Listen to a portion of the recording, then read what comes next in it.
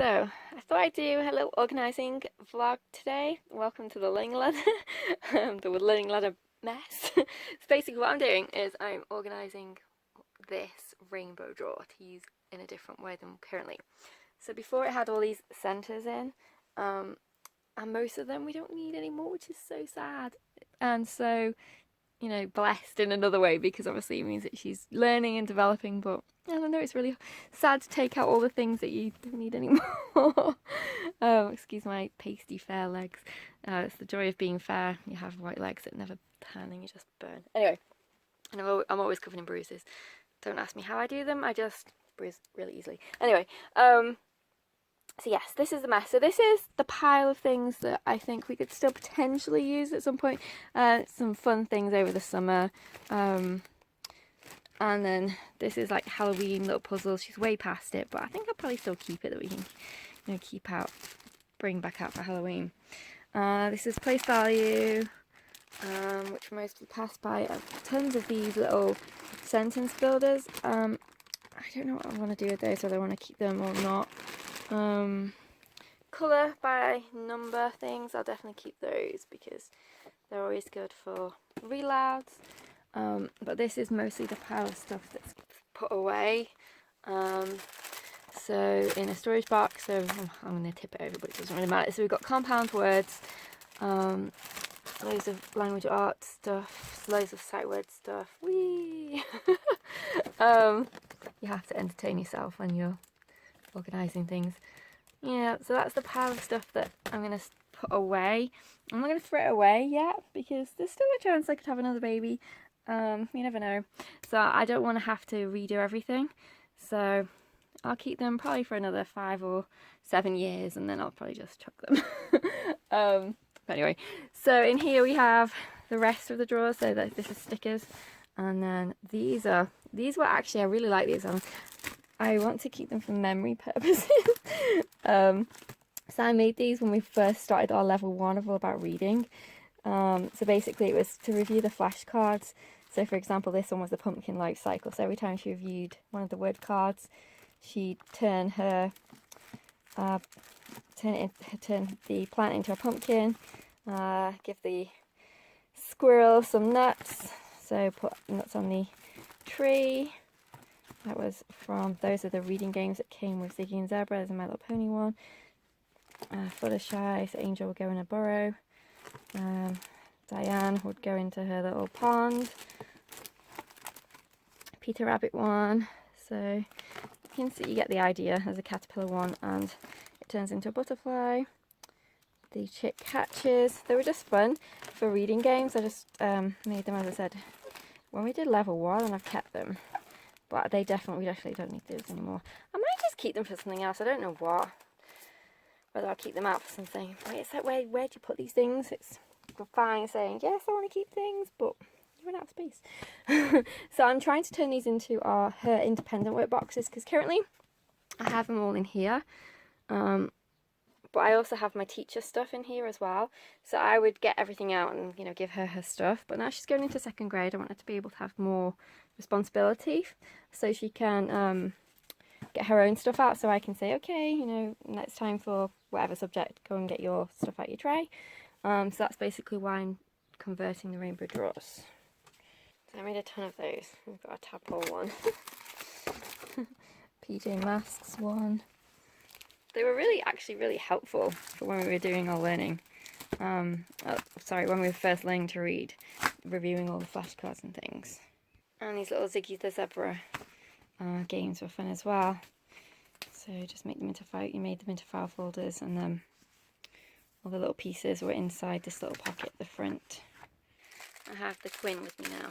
She was asleep, but she's now suddenly come alive. So we have Snake, which is probably a really irritating sound, but it'll keep her entertained for a minute. So I'm just dusting off all the dust, because apparently my house is really dusty, even though I dust all the time. But I think it's, one of those hidden place type scenarios. So I'm just giving that a clean. So basically this is a week of planning with me, so what I'm doing every day. So this is my first task on my list for today. I'm just getting them all, wow, they need something still. I'm just getting them all organised to put back in. She found something that she preferred to chew on. Puppies. So the reason I wanted to sort that out is I have all this stuff under my desk that's getting, well, potentially could get creased and damaged, so I want to put those in the drawers for now. I'm not organising the drawers now, but just putting this away for now, just so it's not under my desk where my feet should go. And then I'll organise them later on once I decide how we're going to do it. I think I'm going to do it by subject, but I haven't completely decided yet. Tend to be horrified. Look! Oh my gosh. This is my little desk area.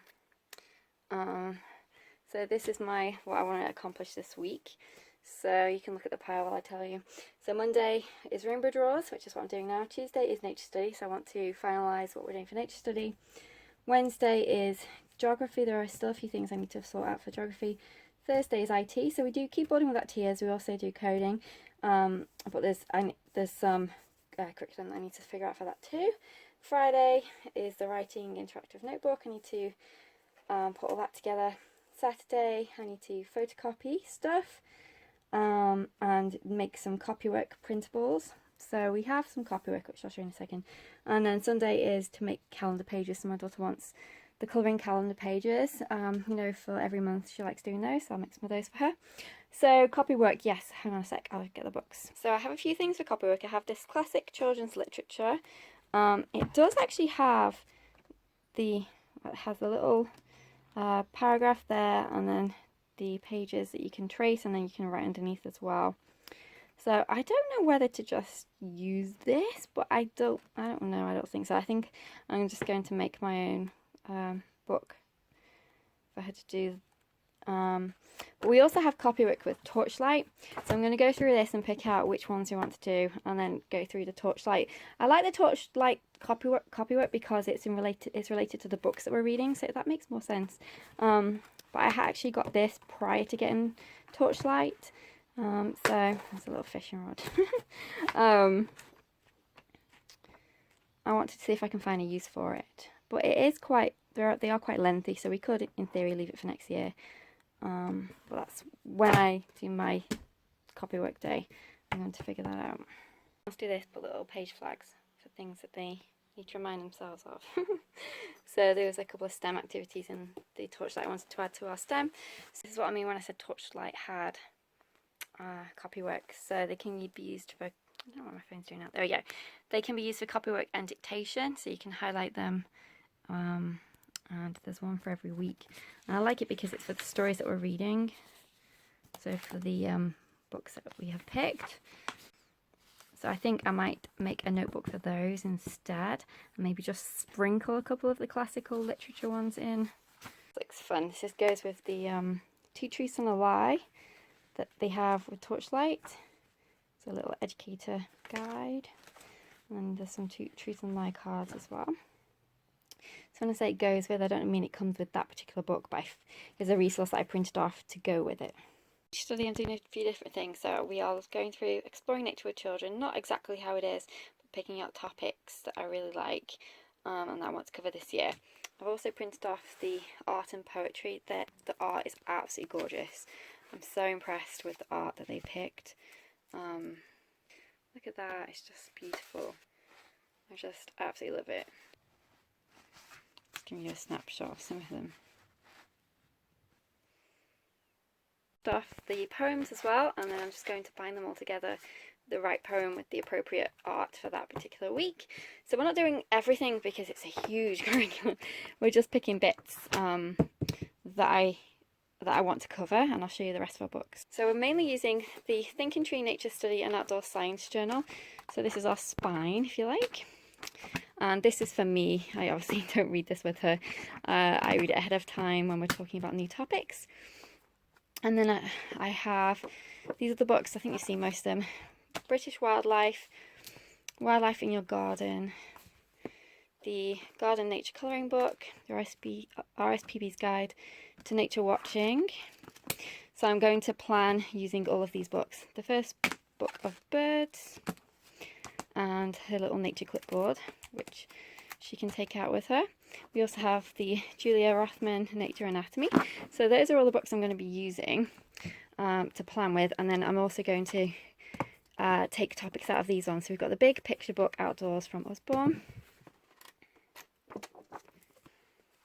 50 Things to Do Before You Are 11 3/4, an outdoor adventure handbook. This is really fun. Has lots of different activity ideas in it that you can do. The Mini Beast Adventures, that's going to go with something we're currently doing now, which is our caterpillars, but we'll probably do it again next year because we always do it, so I can keep it for that too. And we can reuse it again. The Gruffalo Autumn Nature Trail. Gardening for Beginners. And then we've got the life cycle of a few different animals and bugs. So we've got the honeybee, the frog, the owl, and the bean. Then we've got Welcome to the Garden, Living Things. Welcome to the Pond. Welcome to the Rock Pool. And Welcome to the Woodland. To go with these, we're getting the Draw Right Now book, book 6, that goes with land animals, pond, river and ocean animals. So I thought they would go really well together with the Draw Right Now book. And then we have my first book of garden books. We've got Kings of the Desert, Kings of the Ocean. Again, we can use that with Draw Right Now. Kings of the Rivers, Kings of the Jungles, Kings of the Skies, Kings of the Mountains. So that's all the resources I currently have, books-wise. I've also purchased the Magic School Bus Nature set, so that's going to be fun. They do all kinds of different things with that, moulding, tracks and all kinds of things. It looks so fun. So that's on its way. So basically now I'm going to start with my planning book, making notes of different chapters, corresponding books that go along with certain things, and then that'll be nature study done. I'm going to do tonight before I go to bed is prepare these. So I got them from Teachers Pay Teachers. I think it's called the reading somebody, I can't remember. I'll put the link below anyway. The reading corner, that makes sense. So they're all little menus, and then you get all the things inside to make the ingredients with. I thought they'd be really fun to do over the summer. So I've got Sunday, lunch, school supplies. This one is building houses, and this is making a sandwich, and then there's also building a lunch in there as well. So I'm going to cut all those out ready.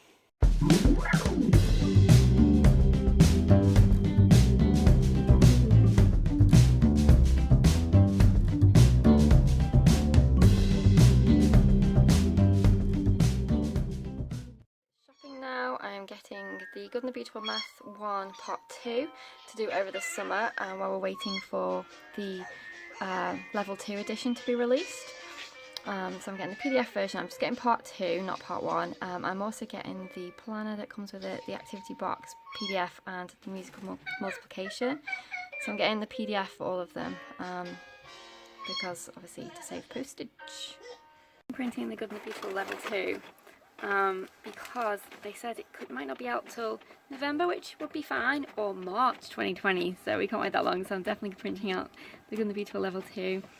I have printed out the Good and the Beautiful Level 1, the new one, and there's some fun things in there. So when we first start back, we might do a few of those in anticipation to see if the Good and the Beautiful Level 2 revised is out in November.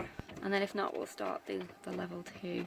But check out the new Level 1. They've got lots more art in there, which is really fun, where they actually do use watercolours as part of the various different activities that they've got in there. So it looks really good. It's not just that the whole layout is completely different. And I think it's so much better. Definitely really enjoying the new layout, and I hope that the Level 2 will be as good as that. But for now, we're printing out Level 2. I am just laminating the activity box, some of the things that came from the activity box, and they're absolutely gorgeous. I love them. All kinds of things in here. These are all from the activity box, which comes with Level 1 and 2, so you can use it for both, not just for Level 1. These are the ones to still do while I'm running the bath time, so I'm multitasking. I think I'm actually going to end this particular planning vlog here.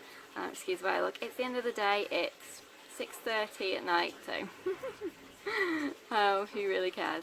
So yes, I'm going to end the vlog here. I'll do a part 2 because otherwise it's going to be super long. So the week in the life of planning is still going to continue, but it's going to be over 2 episodes. So take care, and I'll see you in our next video.